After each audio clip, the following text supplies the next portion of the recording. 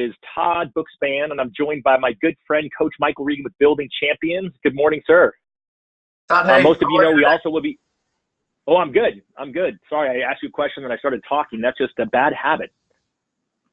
We'll also be joined by Coach Bill Hart here in a little bit. He is actually coaching as we speak, and he will be joining us. But I'm super excited. For those of you who don't really know sort of the backstory on it, Michael and I actually started working in the mortgage business together 15 years ago. Is that about right? These are some authentic gray hairs, Todd. That's probably right. Yep, there we go. We both were younger and better looking back then. And he and I masterminded for years prior to him abandoning me here in Arizona so he could move to Lake Oswego to coach from up there. And Bill Hart was my first Building Champions coach about the same time ago, about 14 years ago. Bill coached me for 4 years. So it's truly my pleasure to have them both on the call here with me today. So hopefully you guys can see I've got my screen down below. You've got Michael and I on the side or however that is working. And I'm going to do my best to kind of run you guys through what today looks like. So this is actually Todd's Tuesday takeover. Some of you may be aware that Dave is on I don't know what he's calling it, like a workcation or something like that, but I'm taking over Tuesdays for the next 3 Tuesdays. So I'll give you guys a little bit of hint about what's coming up and when I want you to be there, but I'll tell you it's next Tuesday, December 26th. I know some of you are going to want to rush out and go whatever it's called, day after Christmas shopping. It's not Black Friday. But I would just tell you, we're going to have a lot of fun here. Got some big plans in store. Dave's going to put up what we're calling those probably by tomorrow. And then I'll also be here January 2nd to kick off the new year. So I'm excited to have you guys around for that. Dave also wanted me to remind you guys that we do a Friday call called the Productivity Mastermind call. It was originally based off of Darren Hardy's Insane Productivity for Mortgage Coach program. And it's a little bit different call than this. We've got myself and Dave who co-host it, and then we bring on different guests from the mortgage coach community as well as from outside that really kind of talk about productivity specific things. But it's really gotten a lot of traction. And so Dave says a lot of you who are on the Tuesday call aren't aware of the Friday call. So you can check that out. It's you can go on Facebook. There's a Facebook group. There's over 1,500 of us. There's lots of great conversation in there around strategies and scripts and productivity and ideas. And so we'd love to have you there as well. You have to ask to be part of that group, but just search Mortgage Coach Productivity Mastermind on Facebook and ask to be part of it. And then you can see how to sign up in there. I should warn you guys, get out your pens because Michael, Bill, and I are going to give you lots of actionable ideas today. So, if you don't have notepad out and a pen ready to rock and roll, I think you're making a mistake. Marcy wanted me to put it up on the screen, but I didn't. It's actually mcedge.tv/IP mastermind if you want to look it up yourself to register for that one. But definitely would love to see you guys there. Now, today's agenda, there's 2 halves to this call. We got review and reflect, and we've got plan and launch, right? It's how do we close out 2017, right? 2 weeks left here in the year. Next week, most people are shutting it down. And then probably equally, if not more important, is how do we launch into next year? And so I'm excited about that. I am going to do a quick commercial. So I'll warn you guys, you can just, tune out for 1 second. But we got more, any moment now, 100 more Mortgage Coach edition of the Win by Noon planner. We finally updated the website. So when you order it, you can actually choose standard or Mortgage Coach edition. It's got tracking on the inside now. Most of you probably saw it when Dave introduced it. So now we're actually tracking, if you look there, TCAs and additional to annual mortgage reviews on the inside. So it's a great addition to you guys, the Mortgage Coach community. And so we've got a limited supply of those. Once these go, we won't be getting any until Q2. But anyone who wants that, if you're a subscriber, your subscription's probably already on the way. But if you want to get your subscription changed over to the Mortgage Coach edition in the future, feel free to do so. End of commercial. All right, so we're ready to start with a review. Hope you guys like my fancy PowerPoint. I worked really hard on it for you. But Michael and I and Bill, Building Champions, we train all of our coaches. So you think that, we're really good at what we do, but we actually get sharpened over time. And a lot of you have maybe heard of the keep, start, stop before. I'd ask you guys to raise your hands if you wanted to, but I won't be able to see you anyway. But nonetheless, keep, start, stop. And then we had a kind of a new twist to it, the keep, improve, start, and stop. So what you all should be doing while we're talking here is you should be writing on your piece of paper, right? Keep, improve, start, and stop. Because when you get off this call, you should spend some on time, or those of you Darren Hardy fans, a jam session. And you should kind of be looking at what did I learn on this call today? What's actionable? And what I would tell you to do is do a keep, improve, start, and stop. So Michael, how would you launch people into this practice? Well, typically when I'm doing this exercise, I'll carve out a period of time so that they're limited on it. They have a sense of like, what am I trying to accomplish in a specific period? So let's say we've got these 4 categories. I might say carve out 45 minutes on your time block. You're going to give 10 minutes to each of the lists. So Todd, for instance, I would say as I review 2017 and reflect on the things that contributed to our success as a team, as an organization, what are the things that I would absolutely add to my keep list because continuing them in 2018 will continue to contribute to our success? And I want to be as liberal as possible on that list. Like, don't edit it, don't overthink it. Just write down as many things as you can think of that contributed to your success in 10 minutes. And then at 10 minutes, give yourself a pause point, new sheet of paper. Now let's pull out the improve list. You run through the same exercise again. And I find by doing that over the course of 10 minutes each in that 45-minute time block, I got a little bit of time at the end to buffer to pull it all together, but I now have 4 really great lists. And here's what I usually find. My keep list tends to be the one that is really long because I don't assume that you guys are not doing some really great things. My improved list has some stuff on it. My start list has maybe a shorter list, and my stop list is the hard one. That's the one I struggle with the most. Bill, how about you? I mean, the stop list for you, is that an easy list, a hard list? What do you find when you're going through keep, improve, start, and stop? Yeah, it's the hardest. I agree.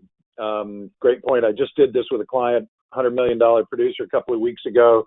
And we were in her office with her team doing this exercise, and we had no whiteboard or flip chart. So we wrote on her window. Nice. And I'm telling you that, you guys, because it's actually a great technique. I learned this from a dentist several years ago who was explaining to me what he was going to do on my teeth, and he just pulled out a Sharpie and started drawing on the window. But yeah, man, same thing. When you get to stop, invariably and thankfully, I think it's a much shorter list. I love the enhancement of improve. That's thanks to Todd Mosetter on our team. I think the arbiter of all things innovative. He always does such a great job. And now we have an acronym instead of just keep, start, stop. It's KISS. It's awesome. So yeah, the only other thing that I would say to you guys is if you're going to do this exercise, which I highly recommend, I would at the top of the sheet or the project itself, think about what it is that you're talking about. So it could be like, for example, this is a great tool to use with referral partners. Thinking about our relationship. What are the things that we should keep doing, improve, start, stop? You could do this on your own marketing. You could do this on your operations. You could do this on your team. So my experience is the more specificity you give it as you use these 4 questions, the more you're going to yield. You really touched on something important there, which is the potential for multiple applications. So I hope people caught that because that may have just sounded like a couple of examples, but Bill's dead on the money. Like if you've ever thought to yourself, hey, I've got an LOA, a transaction coordinator, a junior LO, somebody on my team, and we need to do some version of a review, but I don't want to go corporate. I don't want to do a performance review. Keep, start, stop is an excellent version of that. And the improve category just adds another layer of opportunity for you guys to explore together. It gives you a frame for that discussion. So like you said, Bill, with partners, with team members, those are all great examples. But again, for the context, Todd, that you introduced us to today, I guess it starts with you as an individual. You've really got to take some time to take that inventory over your 2017 performance. Keep, improve, start, and stop. You've got your 4 lists now. Todd, what do you like to do with your clients when they've got the 4 lists? Like what's next? I've got 4 sheets of paper or 4 whiteboards or 4 windows in Bill's office. What do I do next? I'm only smiling because, as coaches, we're always all right. By when, right? Create the action plan. And so I think that's the key, right? If you have a huge list, you've got to cut it down a little bit, right? Which ones are the A priorities? Which ones are the B priorities? So I always look at an A priority as like, what am I going to accomplish in the next 30 days? Like, what are most important? And most of the time, it's just 2 or 3 of those things because, you're not going to be able to, you don't want to overestimate and underdeliver to yourself, right? You want to make sure that you knock it out of the park. And so look at those and then also say, okay, well, what else do I want to, what would probably be the next group, right? That's what I call my B list in the next 90 days. And then be okay with the rest being reevaluated later. I mean, to me, this is a great activity to do quarterly with yourself. I love that Bill brought in the partner aspect of it, because absolutely you should be doing it with your partner and your relationship with them. So many of you are looking for ways to meet, like, what am I going to discuss this week if I call a realtor? So again, we'll probably mention at some point today the one-page business plan is a great opportunity to plan with them, but why not also bring in this tool and have them help them do it with their own business? I think that's a great opportunity. I'm glad you brought it up, Bill. Hey, Todd, my pleasure, bud. Can I just ask you a quick question? Because I don't see the slides up anymore, and I'm seeing that new people have been joining the call, and they wouldn't know. I could throw that back up there. I couldn't see it. Yep. There we go. There you go. Keep improve. I didn't even see you join because I didn't have it up there. There we go.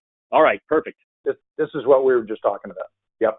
Excellent. Hey, one last thought on this one, Todd. Once I've got my list, one of the things I often find clients tell me is, in the spirit of just what you said, where do I start? How, and how do I chunk it down? Sometimes I'll suggest to a client, let's run a 3-2-1 filter. And the 3-2-1 filter looks like this. Of all the things I would keep doing, what are the 3 things that if I built my new plan around those first, and the 2 filter, I'd apply to the improve and the start. What if I pick 2 things off of that improve list and 2 things off of that start list? If I added those to my plan, and then 1 thing that I pulled off of that stop list, that if I said, by stopping this today, this could be a product line, could be a partnership, could be any version of what I've come up with on that list, that if by removing it, it creates capacity for that improve and that start to grow without feeling overwhelmed. Sometimes that helps some of my clients feel like, okay, so there's a method to chunk this down. And then I love what you said, Todd.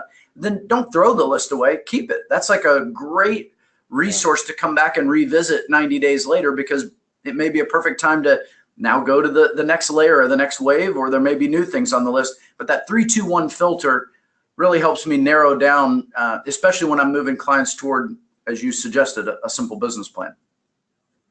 Well, and I love it. One of your themes always, Michael, is to keep it simple, right? And so I think that this is just a great way to do that. And, again, Bill has told us he did it with a $100 million producer in her team, right? I think regardless of whether you're a year in the business or been in it for decades, it's just a great tool. And if you haven't done it recently, do it now, and then build it in as a habit going forward. Just one of those things that you do.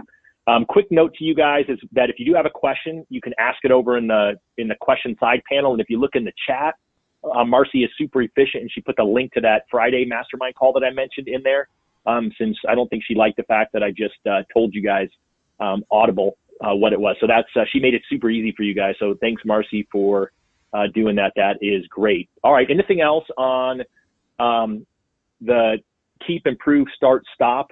Michael, someone just asked if you could go one more time over the 3-2-1, because they missed the 3-2 part. Yeah, no problem. So when I've got my lists, I apply different filters, and I start with my keep list. And I want to look at all the things that contributed to my success and focus on the 3 that I think are undoubtedly the most important items that I chose on that list that I would keep doing in the new year. Doesn't mean they're the only items. It just helps me focus my mind around my new planning. I find that when I stretch my plan over several pages or over several slides, I start to get overwhelmed by that sense of it's too many things to do. And I know nobody in mortgage lending feels that way. It's probably just me. But I like to find a way to get focused on what are the really critical things, or from the book, I love Essentialism, what's essential. So that 3 filter just allows me to get crystal clear on the non-negotiable items on that keep list. The 2 filter I'm applying to both improve and start, because I'm willing to try a couple of new things that I would improve, and I'm willing to try a couple of new things that I've never tried before. I just don't want to start 10 of them at the same time, because that's not going to lead me to success. So that 2 filter just helps me get really focused. And the 1, of course, is the stop. Did that help? That was perfect. Thank you, sir. All right, so I'm going to keep this truck moving down the review piece. And I think one of the other things that everyone needs to do is you need to review your numbers, right? And so I did a I talked about this on one of the Friday mastermind calls a few weeks back. You can private message me. I can get you the link to that. But I wanted to kind of bring it back up here because I think that if you don't know your numbers, then it's a real challenge. And I think Michael, Bill, and I probably use varying tools with clients on it. But, ultimately at a basic level, I would say you've got to know leads. You have to know applications. You have to know close loans. I normally add kind of in the middle there between applications and close loans. I add loans that you issued a pre-approval letter on. And the reason that I do that is because I talk to people all over, depending on where your leads are coming from. If you have a fair amount of bad credit or people who aren't qualifying because prices are escalating, it's also nice to be able to analyze your relationships based on not only the business that they're sending, but the quality of the business that they're sending, so that you can do that differentiation. And then knowing those numbers, then you're going to determine your conversion rates, right? So the numbers piece is important because I've got a lot of clients who get on the call and say, hey, we're doing our planning for next year. We're doing our planning for the first quarter. And we're looking at, well, what is my goal? So I just finished up a call with a client. He's on plan for the year, super consistent, did his first quarter business plan and his plan for next year. And he knows his numbers. He knows exactly what he did this year. And he knows exactly to get to where he wants to go next year, how much we need to increase lead flow in order to get there. And then we're looking for then the referral sources and the channels where he's going to get that business. I also like the conversion rate piece. And so a lot of you have seen this before. You can, again, reach out to me. I'm happy to send you this piece. This is a clip out of Win by Noon where it's just kind of the graphic version of that. But I definitely think it is critical that if you haven't looked at your numbers for 2017, how are you going to figure out where the heck you're going in 2018? What would you add to that, Michael? Yeah, well, first of all, this is one of my favorite things about all the years we used to sit down together was this is where your mind naturally goes, Todd. And I love it because if everybody took the time to simply look at these data points and understand how those translate, kind of how your historical performance in these categories translates to your ability to plan and budget and manage priorities in the future, if they could connect those, I mean, game over. This is the difference between good and great. Do you remember, I think it was 3 years ago on a stage in the desert Southwest down in Palm Desert, where Todd, you stood up and you had one of those like moments where you got to share from, how did I lead my team toward 100 million in production? And you talked about this and you told people it's not sexy. It's not something you've never heard of before, but it's the thing my team is willing to do at a level that if everyone else was willing to do, they could do it too. And that's what I love about your approach, Todd. You break it down into really clear and compelling numerical analysis, and then you help people translate that into their plan. So all I can tell you is keep preaching the gospel of know your numbers, because if people learn how to do this, they will be better at their execution every time they do it. Well, and I don't think he was on when I gave the introduction, but Bill is the one who, you and I did this together, and Bill's the one who held me accountable to it back in the day. What do you think, Coach? I think this is a bunch of crap. Thanks. All right, well, call it. I've been on a lot of webinars, so I figure every once in a while a little of that isn't a bad idea, just to mix it up a little bit. Yeah, man, here's the deal. I believe if you're in the mortgage business and you don't know your numbers, you're not serious. And so I don't know how you get there. This is probably the easiest, cleanest, most elegant way that I've seen is in your planner, Todd. So thanks for creating that. Years ago, we used this thing called Excel. That's true. And, we still have it today. So it was created by Coach Tim Enix, who came out of banking, and he was like, what do you mean we don't have a way to track leads to apps and apps to fundings? And I love your pre-qual addition because it's reflective of the evolving market, Todd. So it's the right thing to do. So yeah, guys, all I would do is I would just challenge you. There's, 113 of you on the call now. And I would just challenge you really and truly. And I may have just insulted you, right? So that was deliberate in a loving way. But if you don't know your numbers, it's impossible to improve. So, it's like playing golf and not keeping score. We just can't do that. And it's more than the money. The money is the logical outcome. And that's the way that we measure success, of course, is your income. But if you don't have a certain degree of predictability and know what your return on investment is, this is the thing that I spend time on with my clients. Todd, you and I probably did it years ago, but it's like, okay, so you're spending all your money over here on new leads from Zillow, but the truth of the matter is most of your business is actually coming from your database, from people who like you and trust you. Maybe we should be doing like more client appreciation events, more touches there. So whatever, but you'll never know that unless you start to track these numbers. So track your numbers. So Bill, I think what I hear you saying is track your numbers. In a way, that would be one way to put it. Yeah. Okay. All right. So let's make it actionable. So if you've never tracked your numbers, where do you start? The easy one is your closings, right? Your company will have your closings for the year, and I'd go back as far as you can go back, right? Your loan origination system has your applications in it. So you can go back there and find that. If you have a system that or a folder where you save your pre-qualification letters you're sending out, then count those.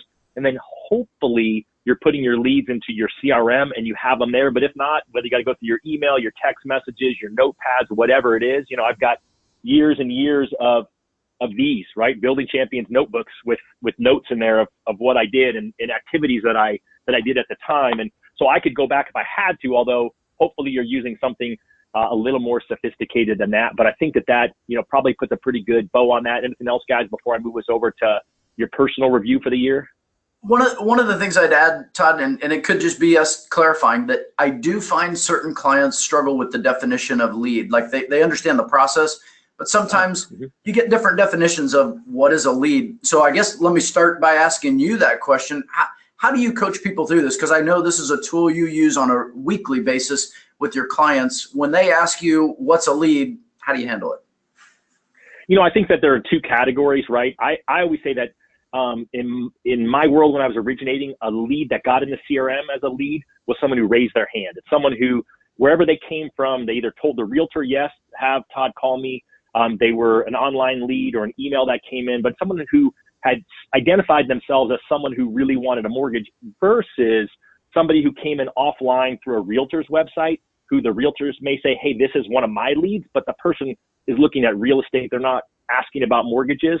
I kept them in a different category until they shifted over. So you could track both of those separately. But for me, your conversion rate is going to look really bad if you're just pulling in every online lead that you get that hasn't raised their hand. And so you could and should track those. Bill already mentioned it, right? You want to really be looking at your return on investment on any money that you're spending there.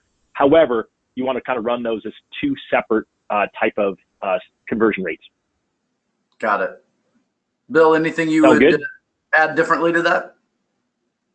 I was just sharpened by Todd. I think I like someone who raised their hand better. What I have said historically is I pulled credit, and what I'm saying there is if you've got two unemployed ex-welders, one of whom was incarcerated, they're probably not going to move too far down the pipeline, right? So that's the way that I've always described it. I think what's most important is just stick your flag in the sand and be consistent about whatever it is that you define as a lead.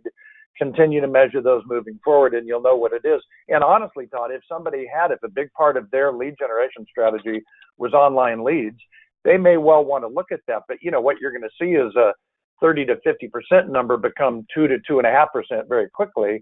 You just got to know that, right? So it kind of comes down to the person's business model. But I would just say be consistent about what you're measuring. Love it. So I'll throw a couple of things in there at the stay towards the end. I'll kind of walk you guys through one of the ways that I'm launching some people in 2018 with Win by Noon. I don't want to make this a total commercial. I already plugged it a couple of times, but there'll be a way where we can dig in on that. I want to switch us for a few minutes into the last piece of what I thought was pertinent for our review, which is really like reviewing your life, right? Like what's going on there. So Bill, Michael, and I all coach in a group that a lot of you have heard of, but some of you haven't, which is called the Masters Coach at Building Champions. And we just got back from a beautiful trip. I won't say where. You all know if you follow Bill online for sure, where we actually took time, and this is just a powerful group in the mortgage industry. I'll let Michael or Bill sort of give a little added color on Masters Coach and what we do. But every year, this group of high-performing leaders within the mortgage industry pull back for a day and plan and review life. And so I'll just give sort of a quick, like 3 slides I want to show you, right? So I just pulled these off of Building Champions website. So it's not like it's anything special, right? There's a tool for creating your life plan, which any of the 3 of us can help you with. There's a tool for those of you who are life planners, because I know a lot of you on this call have been doing this for years and I'm preaching to the choir. There's a great tool that we have to review that, and it's all based off of our CEO and founder, Daniel Harkavy's book, Living Forward, that he co-wrote with Michael Hyatt. And, you know, we could spend a 2-hour call and barely unpack this. I love teaching this, but I want to just at least bring it up that if we're going to have you look at the keep, improve, start, stop, if we're going to have you look at your numbers, if you don't look at yourself and really where you want to drive your life, I think that we're making a total, we're missing the point with you guys. So hopefully that isn't, does one of you kind of want to give a little more color about maybe the drift, or about sort of how someone can make this actionable in just a short period of time? Go ahead, Michael. Yeah, well, Todd, you teed up a couple of options there for folks, but I do think the concept of the drift is maybe my favorite perspective added from Living Forward. You know, we've been life planning as an organization now for over 20 years, and some of you have been doing it with us all the way through. And to think through the context of what's important in your life, where you are, where you want to be, the gap that's created, all of that is pretty consistent in the life planning process. But introducing this idea that there's a hidden enemy out there, and the hidden enemy is the drift, and the drift shows up in lots of places in our lives, personally and professionally. When we start looking at how the drift contributes to that ability we have to get stuck in a bad routine, or in a bad habit, or in a fixed mindset, and to really understand how to use the narrative of the drift in order to develop a new and fresh strategy toward a better version of the future, rather than going into the new year thinking, well, I guess I'll just keep working really hard at all these things that matter to me and hope this year just turns out a little better. You know, the narrative of the drift is really a story about those of us who unintentionally get caught in a current that's pulling us away from our destination. And we want to be able to look at what are some ways in which we can avoid the drift, or if we're caught in it right now, appropriately fight it in a way that allows us to have hope again. Because I find with my clients, when their mindset is hopeful, and anything is possible, and this life planning review process can be super powerful. But yeah, for me, the drift was the exciting new narrative in this conversation. And I've really enjoyed going back and revisiting that lens. Bill, add some color to that. Well, one of the coolest examples I have on this topic is Eddie Neiman. Eddie Neiman was coached by Daniel Harkavy 20 years ago. He's been a part of the Masters coach. He's a loan officer in Los Angeles. And every year, the first Friday of December, he goes to Paradise Cove in Malibu. So that's a picture of Eddie in Malibu talking about what he calls the review with you. And he does that with his business vision, his business plan, and his life plan. And if ever there was a best practice that I could describe to you, it's Eddie. Eddie doing that every single year. And I highly recommend Malibu, by the way. Santa Barbara, not so much right now, be a little smoky, but Malibu would be great. But seriously, wherever you are, just go do it. I mean, I had a guy in the Pacific Northwest years ago in Seattle. He said, Coach, that sounds good, but like it's raining here. So he got in his truck and he drove to a gorge and he had a great view. He had a sandwich in the cab of the truck and he just turned on some music that meant something to him and fed his soul and did his review. So yeah, that's all this is, right? This is all about examining your life. And it's much easier for us to do it as coaches with people who are paying us, right, for the process. You all have the option to opt in or opt out of this. You can just dismiss it and say, I don't want to do this. Or hopefully what you'll do here is you'll hear the 3 amigos saying to you, we should have done that in unison, guys. But we'll rehearse that. But hopefully you'll hear the 3 amigos here saying to you, this is something that we've seen have probably the most significant impact on clients' lives that has nothing to do with business planning. This is planning your life. And Todd, I don't know what the best vehicle is, but you know, we We have a summary on Living Forward. There's a great review that Brian Johnson did, a little 14-minute video that describes it. What would be the easiest way to share those with people if we wanted to do that after the fact? Well, I just happen to have a slide here that says you can email me for either of those things, todd.bookspan@buildingchampions.com. That's okay. I don't know if either of you guys want people to be bugging you direct. I thought I would take the bullet for the team and do the heavy lifting on that one, but I've got all those tools, and it's just one of those things that the three of us are super passionate about this. I always say that being a client of Building Champions for 12 and a half years before becoming a coach, that Building Champions and the Masters coach in particular, which I was in for 8.5 years, really helped me launch who I am in business, but more importantly, made me a better human being. And it all started with this process that Bill required me to do back in the day. All right. So, we're about halfway through the call, and my intention was spend half of the call talking about how do we wrap up this year. So hopefully looking at what you should keep doing, improve, start doing, stop doing, looking at your numbers, and then looking at your life is helpful. And then a lot of you, because I see your names and faces on here, were on our reply to our little Facebook post on topics to talk about in the launch into 2018. So we're going to kind of run through a little bit of, kind of just some ideas of how we think you guys should jump in and plan 2018. And I'm looking for questions. So again, if you guys have questions live that you'd like part of this Three Amigos Brain Trust, as it was called, to answer, that would be awesome. Thank you. I saw that. You're in the middle there. And I thought I saw a hand to go up. You can raise your hand. We would unmute you. I saw one of, I won't call out the name, but one of Michael's clients raised their hand. It must have been inadvertently, so you might have dodged a bullet, but you could raise it again. Love seeing so many familiar faces on here. So where would you guys start? Like, what's the number one thing? We kind of alluded to, you could take the keep, start, stop, and meet with your realtors. Bill, what would you do as a loan officer that was looking to launch into 2018?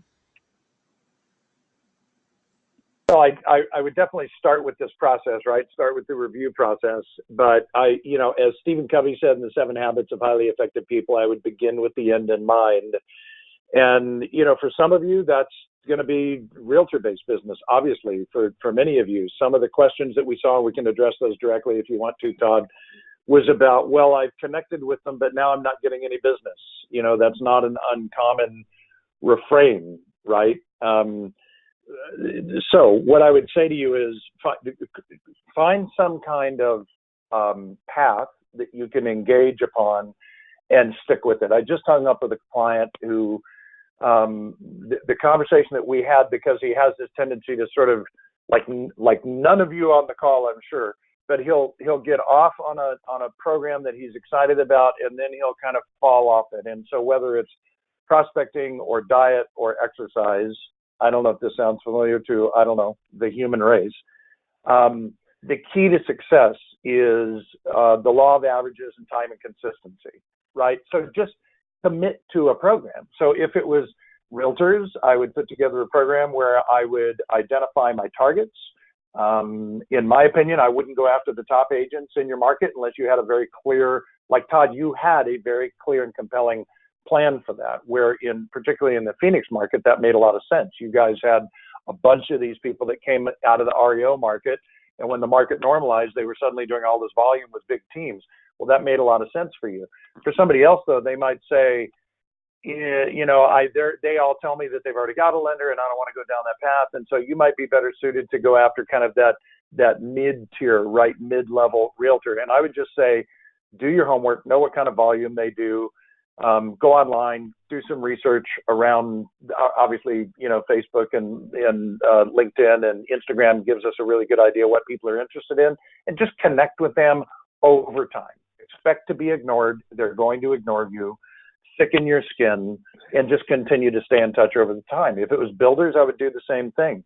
If you, in reviewing your numbers, have found that your database has been a bit ignored, it'd be a great time to lean into that. And, Gary Keller's latest research on this used to be 33 touches a year. Right now it's 36, of which 24 should be video, of which 24 should be video. So, you know, if you're going to connect with your database, take that as gospel or not, but let's assume it's largely true in real estate, probably applies to our business. Put together a plan for it. So that's what I would say, man. Just begin with the end in mind, structure something that you can do over time. Give it 6 months. Don't give it a few weeks and then give up and go on to the next thing. Commit to something. I think that's key. And you were such an early adopter of video. So I love hearing talk about that. If you're interested in video, you know, one of the things I didn't mention was, you know, the Mortgage Coach YouTube page.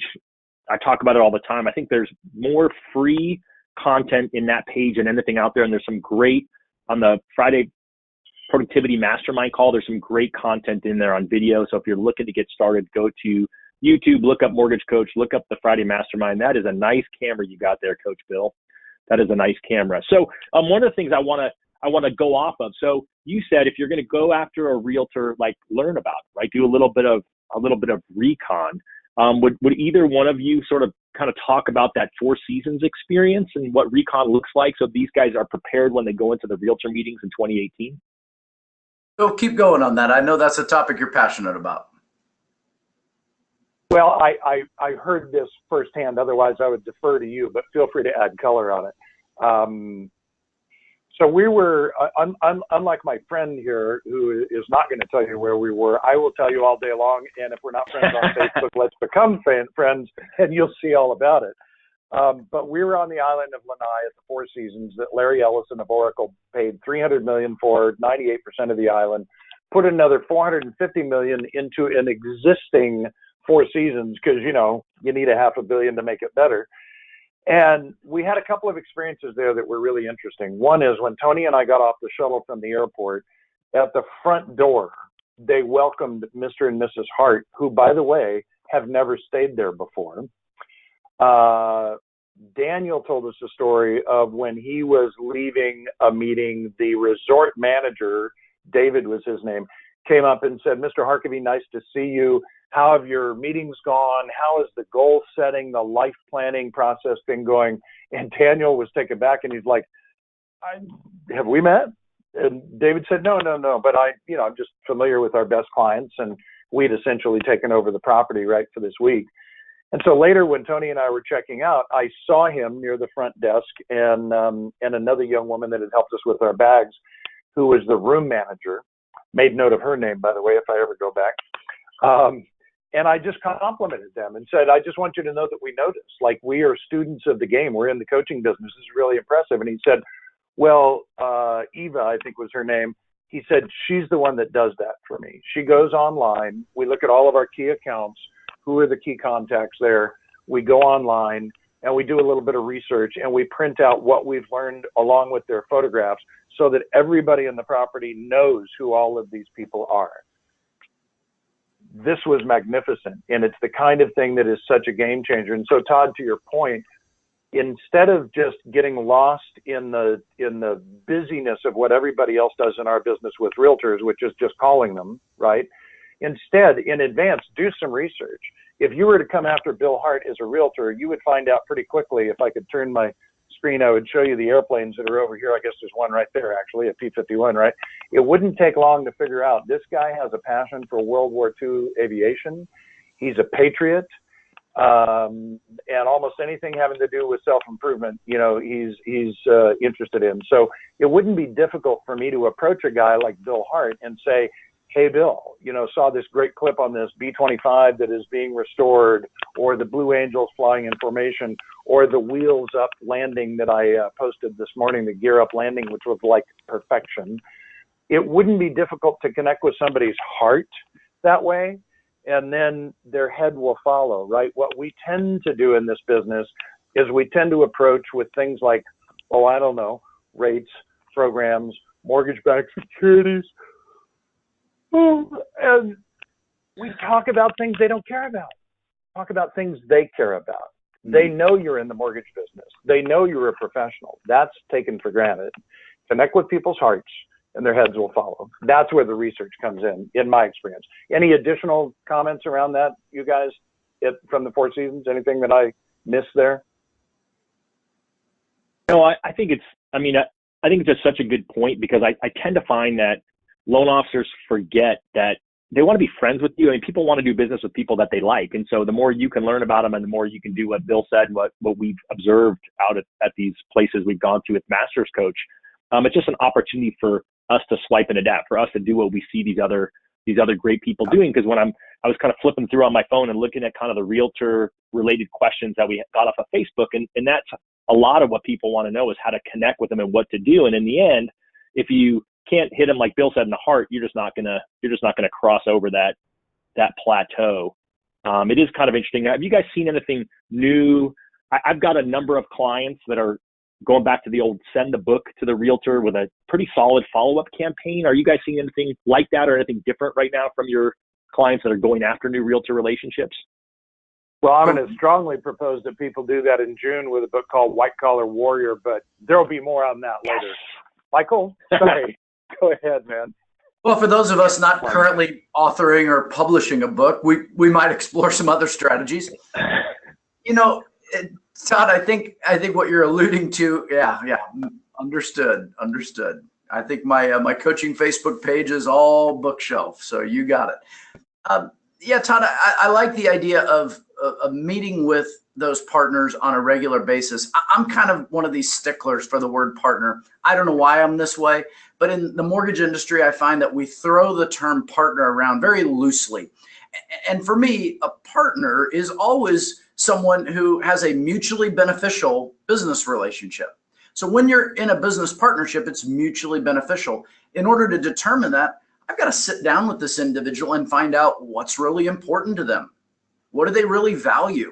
I might even be willing to walk through a few. I did this with a client recently, and if she's on the call today, she knows the exercise we went through, but it was an excellent exercise. I asked her to list out everything she's done this year, either in money, time, or just general energy and effort to add value to her agents, and then go survey them to find out which of these things that she's doing are of real value to them. And it was eye-opening. First of all, it validated several things that were important, but it also gave her clarity over several things she puts a ton of energy into, that they're like, yeah, we didn't even know you did it. We weren't even paying attention. It just didn't matter. And at the end of the day, if you're in a partnership, if that's what we're talking about, a true partnership, you want to know what matters to them so that you are adding value. So back to the books example, I love it too. I love to send books. My clients get books from me all the time. But I want to make sure that when we're doing things like that, they understand the reason why, right? It's not some covert strategy to, put something on their bookshelf because they're afraid to get rid of books. It's because I actually believe that what we're sharing could help their business and could help our partnership. So that segues to, I want to have a plan to have face-to-face meetings on a consistent basis with anyone I've called a partner. Whether we do quarterly business reviews or monthly marketing meetings, we can come up with a theme and a routine. But if I don't have a consistent meeting where we're taking all of the effort that we're putting into serving them and that they're doing to serve us and evaluating it so that we can adjust our strategies appropriately, I question whether we really have a partnership. They may be a great referral source, but a real partner serves their client because they know what's important to them and it's mutual, and they meet regularly to review the actual data. So for me, that's what I'd be putting on my calendar in 2018 is clarity over when am I meeting with those partners? Who are they? What do they really care about? Why am I going to continue to invest in these things to serve them? And how will that look differently if our businesses are going to grow? I love it. I would, it kind of still makes me think of a couple things, right? Obviously, you use the word mutually beneficial, right? And when we're going after new agent, the book thing, although it's been around as long as I've been in the business, it's still the reciprocity piece. I mean, I got a text from my client. He's like, I started my book campaign this week. I've got 5 realtor appointments coming. And on Saturday, he texted me that he got his first lead from one of those new realtors. And so it still works because of the reciprocity, and it allows you to get them to pick up the phone, because we know that that's the hardest thing, is to get the realtor to answer the phone. And then you have to think through, what am I going to talk about? And that goes back to what Bill just mentioned with the 4 seasons, right? Do some research. We talked about the keep, improve, start, stop. I briefly mentioned the 1-page business plan. There's a call from early this year, I think, maybe January, with Daniel Harkavy, where he spent the time unpacking the the one-page business plan and probably talking about living forward is my guess. Do either of you guys want to just jump on the one-page business plan? Todd, you walked out of the screen. That was beautiful.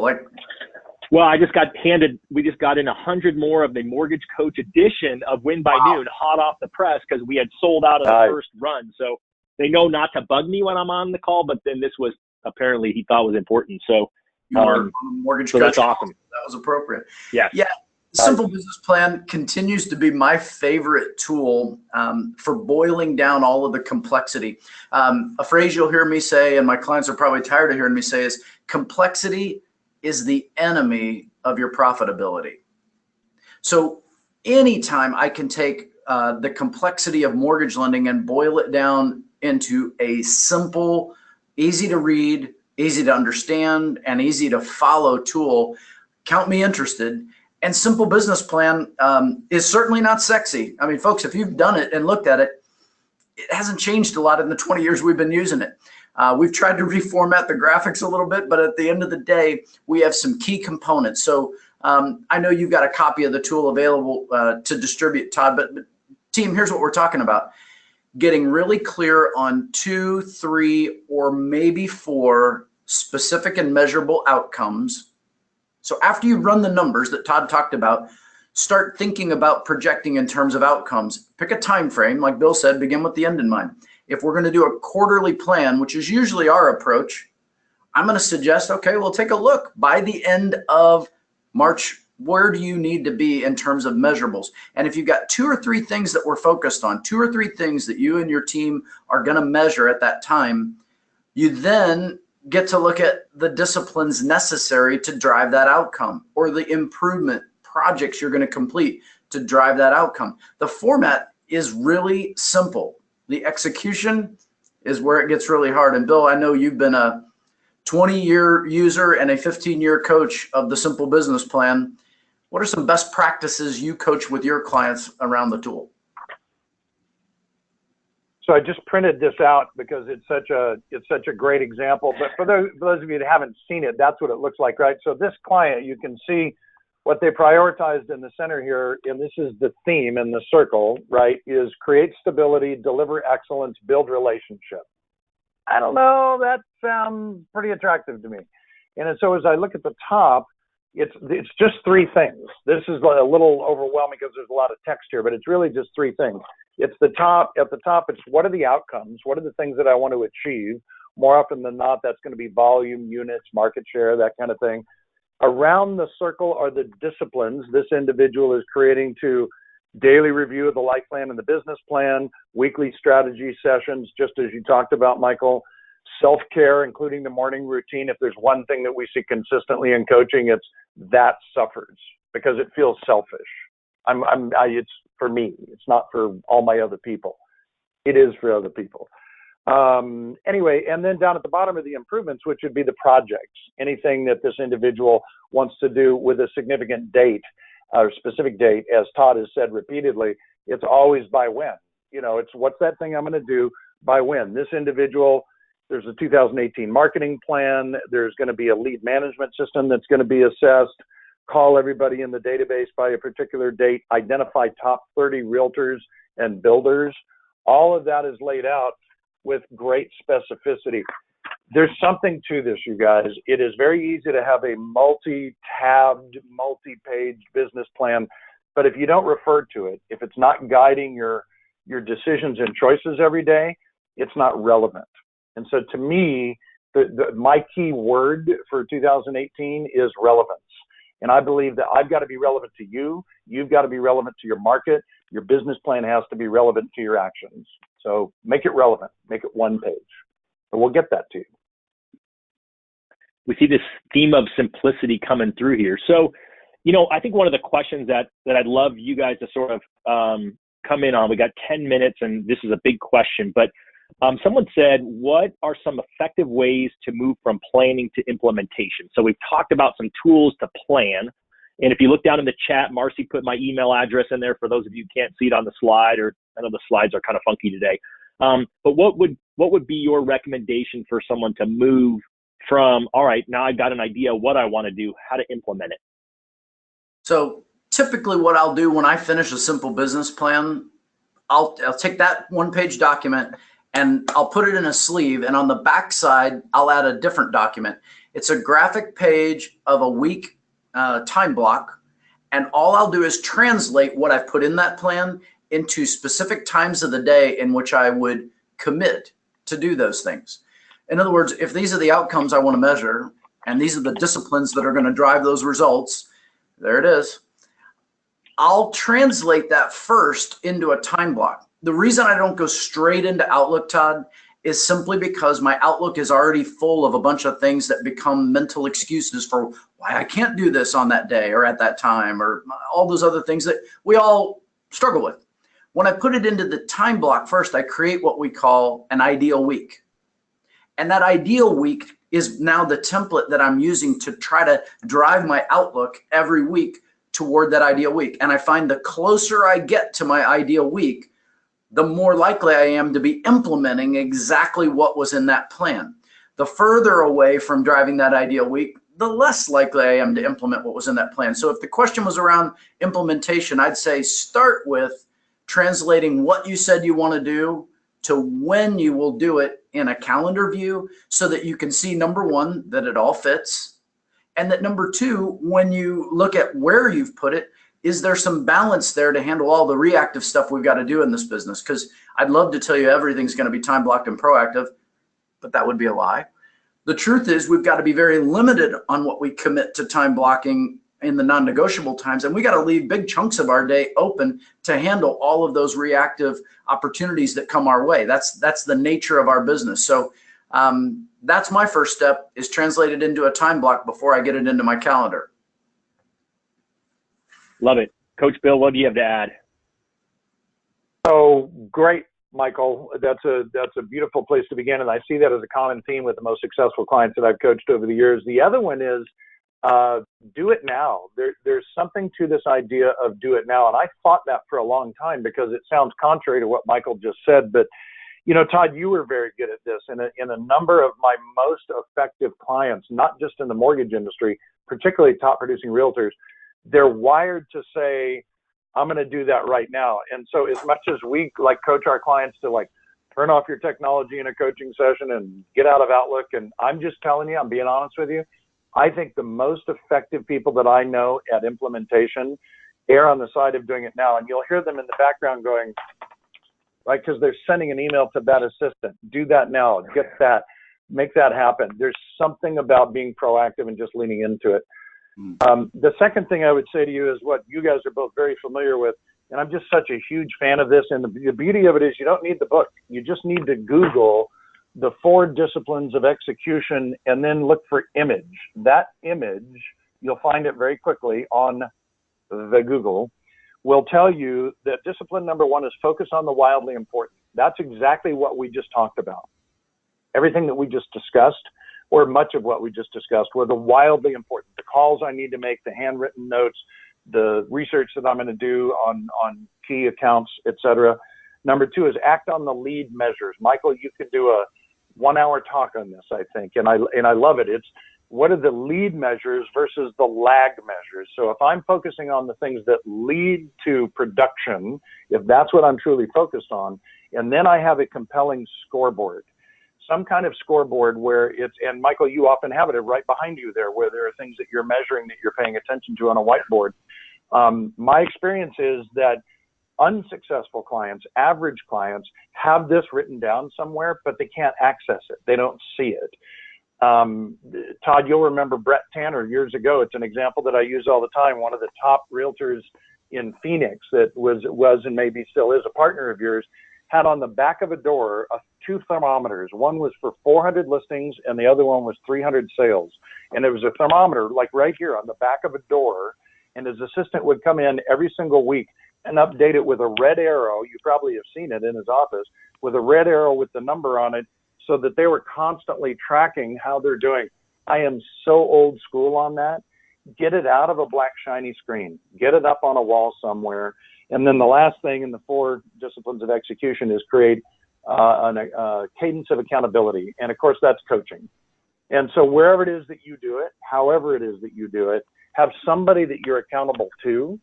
And this is arguably, I just think that's the recipe right there, right? We can talk to you about coaching and what works, but these guys have figured it out. The author is Sean Covey, who's Stephen Covey's son, with Chris McChesney with Franklin Covey, and they do this globally for companies around the world. This is not just the mortgage industry. So couldn't go off more strongly on 4DX, but that would be my commentary following Michael's very logical lay out your ideal week. I think that's a great place for us to sort of land this plane. And so, what I'm hoping for all of you is that you'll leave this call and you'll just block off a little bit of time right now. And I would walk through the things that we just discussed, right? Looking at your year from last year, we gave a few different ways to do that. One was the keep, improve, start, stop, right? You don't need anything for that other than a piece of paper and a pen and do that. Second was know your numbers, right? Take some time. Let's figure out conversion rates and let's figure out what are the activities that I need to do, the lead measures that Bill just talked about to get to that wildly important goal at the end of 2018. Life plan, right? It's certainly awesome if we have a great business, but what about planning for our life? We got tools for that as well. And then we kind of said, let's make it actionable. And we talked through doing some recon on your current partners and new partners, know what's going on in their life to build that relationship, right? Get from head to heart, as Bill always says, that 18-inch journey we have to take. Let's talk through the one-page business plan. Again, it's a great tool. First for you, you got to actually do it yourself before you can do it with others. It's a great tool to sit down with your partners and help them plan. That was the number one thing I used to teach. And then lastly, we said in June, you should buy White Collar Warrior, Bill's book, when it comes out on Father's Day. It's what everyone should be buying as a present for people. Had to throw that in there. Sorry, Bill. It's funny. There's lots of things, lots of commercials I could do here at the end of our call. But what I would say is I know you guys are busy. It's a crazy week. A lot of people are shutting it down. So I think it's great that you took time to be here. Quick reminder, I'm going to be running really what I think are going to be some of the top lessons and advice from the mortgage coach community for 2018 to make that your best year in business over the next 2 weeks in my takeover. So hopefully a lot of you will be able to join us. I have to throw in a quick plug for my buddy Ken Perry, who's been hanging on this call. Ken owns the Knowledge Coop. If you're not following Ken online, you're missing out. And if you haven't done your CE, well, you're late, but he has online CE that's actually fun. So hopefully Dave won't get mad at me for giving Ken a quick plug. And then really any other last, that's nice too. That's not bad. But thank you, Bill, for that. Love that piece and love you guys being supporters and so many of you online being fans as well. I'm going to call it out because I know Michael feels the same way I do, and I know that you're cautious, Todd, about this. But I know Michael and I both feel the same way. And this is a Todd Bookspan product, right? This is not Building Champions, and it's not Mortgage Coach. It's Todd's. This is brilliant. This is overdue for our industry. I have seen this make a measurable difference in my clients' lives. Win by noon. It's ridiculously inexpensive. Like, invest, engage, watch what happens. It's killer. Thank you, sir. I appreciate the shameless plug. So, again, we got a few days left in this week, right? It's time to pick up the phone, call your partners, call your clients, wish them a Merry Christmas, wish them a Happy Holidays, find out what they're doing for New Year's, start your activities now. You heard Michael walk you through how to implement. Any other last words in the last 2 minutes we have, guys? You each want to take 60 seconds and wish everyone off? Todd, I just want to thank you. You invest a lot of time and energy and effort to sort of open up your playbook and share with the mortgage coach community. And, I hope you know how much I appreciate that as your friend and as a coach, because the clients that I have that are on the call and many who will hear this later in its recorded version really benefit from the way in which you lay out your thoughts and your process. So thank you for making that available to all of us. I think you're helping make a difference for the entire mortgage community, not just the mortgage coach community, the entire community. Thank you. Thank you. All right. Any last words, Bill, before we shut this baby down? No, buddy. We're out of time. Thanks. It's an honor to be one of the three amigos. Yes, it is. All right, guys. Thanks all for being here. Go out, close out this year with success, and let's rock it in 2018. All right. Happy New Year. See you guys.